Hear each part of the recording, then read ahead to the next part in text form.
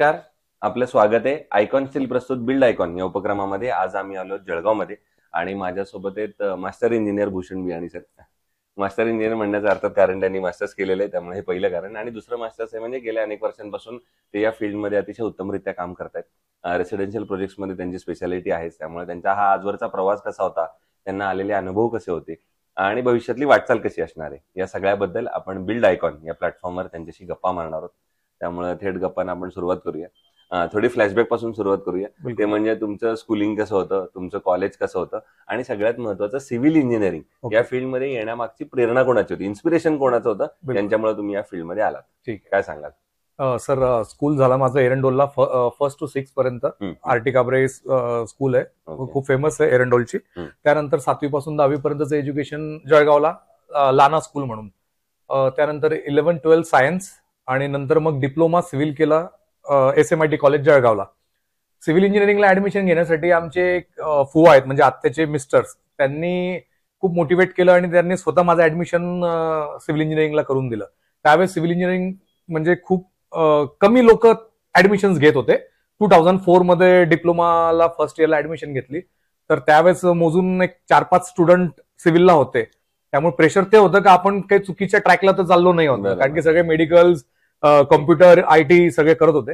पण माझे फुवांचं मार्गदर्शन खूप चांगलं होतं. अशोकजी मुंदडा म्हणून त्यांचं नाव आहे, जळगावमध्येच असतात ते. तर त्यांच्यामुळे मी सिव्हिल इंजिनिअरिंगला ऍडमिशन घेतली. त्यानंतर डिप्लोमा कम्प्लीट केला, नंतर डिग्री, नंतर आता जस्ट मास्टर्स मी आता बाहेरून कम्प्लीट केलं, म्हणजे काम चालू असताना. नंतर मग थोडे सब कॉन्ट्रॅक्ट बेसिसवर काम केलो कोणाकडून, कंपन्यांकडून. मग नंतर बिल्डरशिप मध्ये, पार्टनरशिप मध्ये कामं चालू केले. एरंडोल, पाचोरा, चाळीसगाव अशा ठिकाणी आम्ही काम म्हणजे कम्प्लीट केलेली प्रोजेक्ट आणि आता एरंडोल मध्ये चालू आहे. Very good.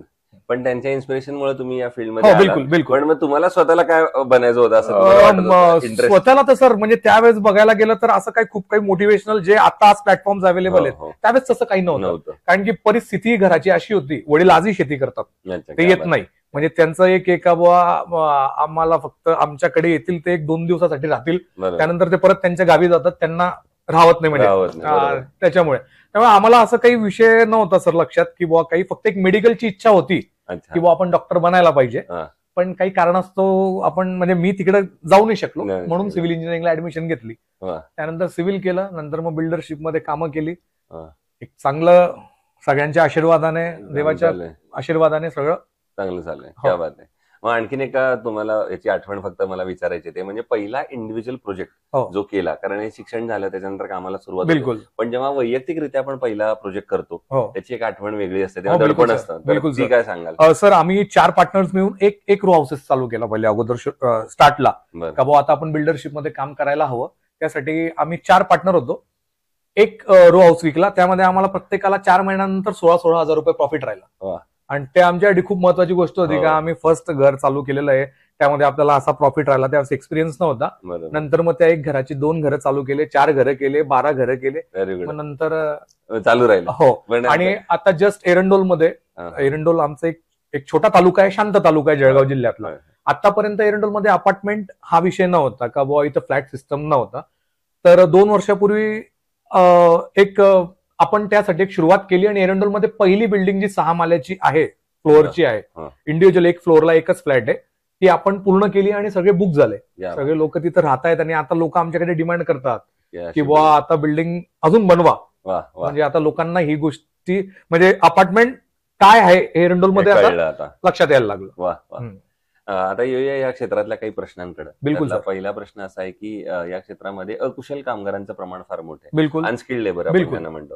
आणि अशा लोकांबरोबर काम करणं हे कितपत धोकादायक आहे असं तुम्हाला वाटतं, आणि तुम्ही कशी ती परिस्थिती हाताळत असाल? सर, हे बिलकुलच, आता लेबर हा जो विषय आहे हा सगळ्याच फील्डमध्ये खूप मोठा विषय झालाय. सहजासहजी लेबर अवेलेबल होत नाहीये.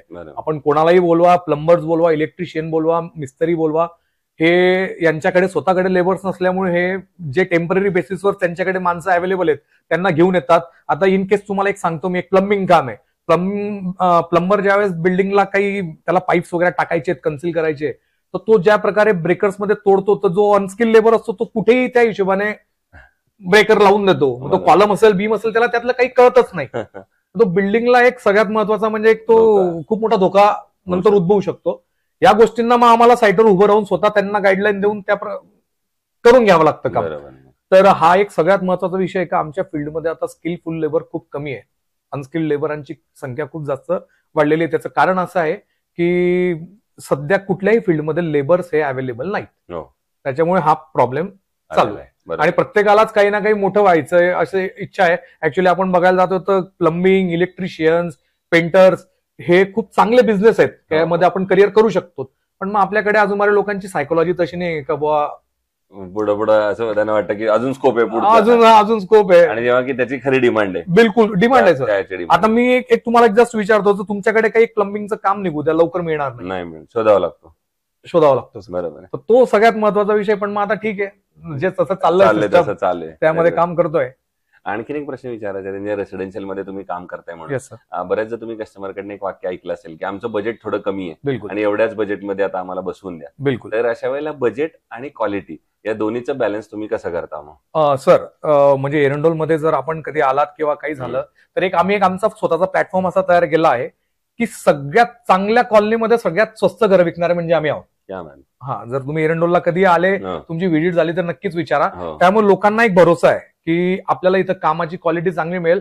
आम्ही त्यामध्ये ज्या गोष्टी महत्वाच्या आहेत, जसं स्ट्रक्चर महत्वाचं आहे, त्यामध्ये कॉम्प्रोमाइज करू नका. हा, समोरच्याला सांगून द्या की बाबा प्लास्टिक पेंट नाहीये, साधा डिस्टेम्पर टाकतोय, म्हणजे तुझी कॉस्टिंग कमी होईल.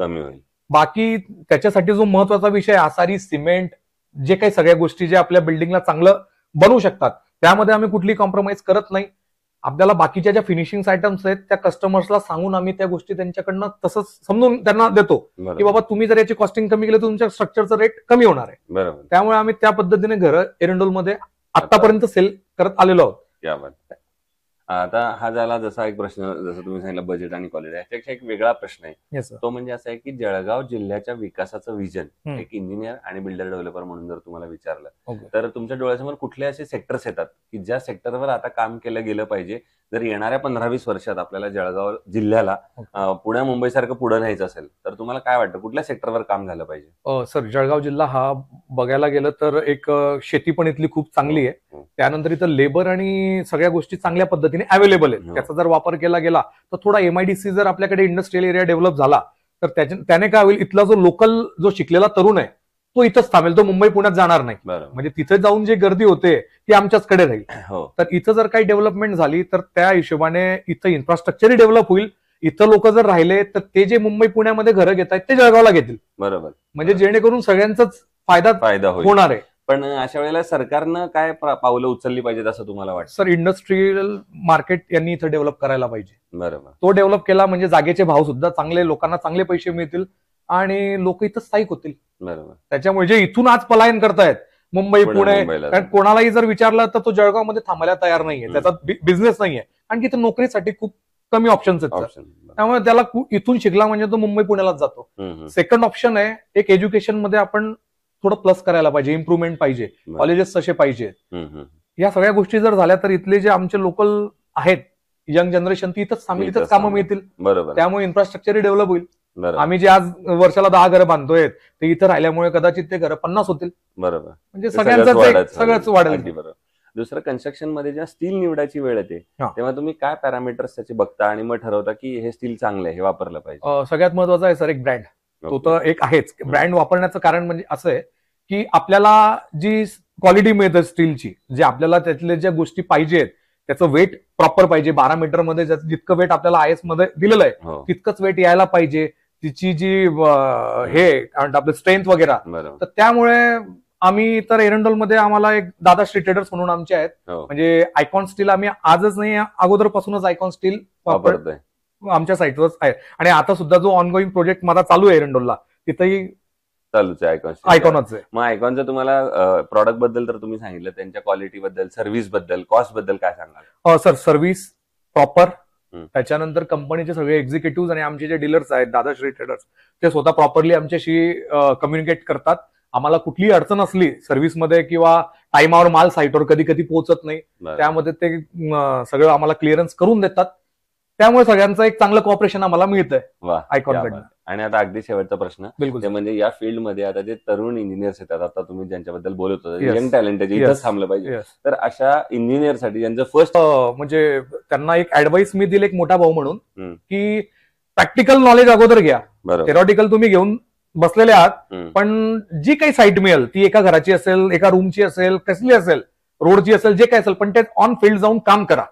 ते ऑन फील्ड जाऊन ज्यावेळेस तुम्ही काम कराल त्यावेळेस तुमच्या लक्षात येईल की लेबर काय आहे, त्यांच्याशी डील करणं काय. रूम्स मध्ये बसून कन्स्ट्रक्शन फील्डचे कामं ऑपरेट होत नाहीत. बरोबर. त्यामुळे तुम्हाला साईटवर जाऊन तिथं सगळे नॉलेज घ्यावे लागतील. लोकांशी प्रॉपर कम्युनिकेट ठेवा. प्रत्येकाला त्याचा रिस्पेक्ट द्या. आपण इंजिनियर आहोत याचा अर्थ असा नाही की आपण कोणालाही ॲरोगंटली बोलू. बरोबर. प्रत्येकाचा रिस्पेक्ट त्याला दिला गेला पाहिजे. नक्कीच. बस त्यांच्यासाठी हाच एक ऍडवाइस आहे. क्या बात आहे. सो हे होते इंजिनियर भूषण बियाणी सर, आणि त्यांनी फार महत्वाचे मुद्दा सांगितला, ते म्हणजे आपण जरी खडी, वाळू, वीट, सिमेंट अशा निर्जीव वस्तूंबरोबर काम करत असलो तरी सुद्धा आपण माणसांबरोबर जास्त काम करतोय, आणि त्यांना जर त्यांचा रिस्पेक्ट द्या. आणि कारण हे टीम ऍक्टिव्हिटी आहे, ही कुठल्या एका माणसाचं काम नाही की कुठली बिल्डिंग बांधणं, त्याच्यात इतकी सगळ्या लोकांची त्याच्यात इन्व्हॉल्वमेंट असते. त्यामुळे जर तुम्ही सगळ्यांना घेऊन एकत्र पुढे गेलात, प्रॅक्टिकल एक्सपिरियन्स चांगला घेतलात, तर तुम्ही नक्कीच या क्षेत्रात यशस्वी व्हाल. पुन्हा एकदा आपले मनापासून आभार. थँक्यू. तुम्ही आलात, आणि थँक्यू सर. भविष्यात सुद्धा अशाच आयकॉनिक प्रोजेक्टची निर्मिती. आणि एक अजून सांगू इच्छितो, हे जे आयकॉन स्टीलने जी सुरुवात केलेली आहे, एक इंजिनियर्स लोकांना हा प्लॅटफॉर्म दिलाय, त्यासाठी खूप खूप धन्यवाद. आमच्यासाठी खूप एक चांगली गोष्ट आहे, आणि आमच्यातल्याही स्किल्स काय आहे बोलण्यासाठी, आणि ज्या हिशोबाने तुमच्यासोबत आम्ही बसलो आहोत, तर एक खूप चांगला एक्सपिरियन्स आम्हाला आला. आणि भविष्यातही असं काहीतरी चालू ठेवा, नक्की हे एक विनंती करतो मी. Thank you sir. थँक्यू. थँक्यू.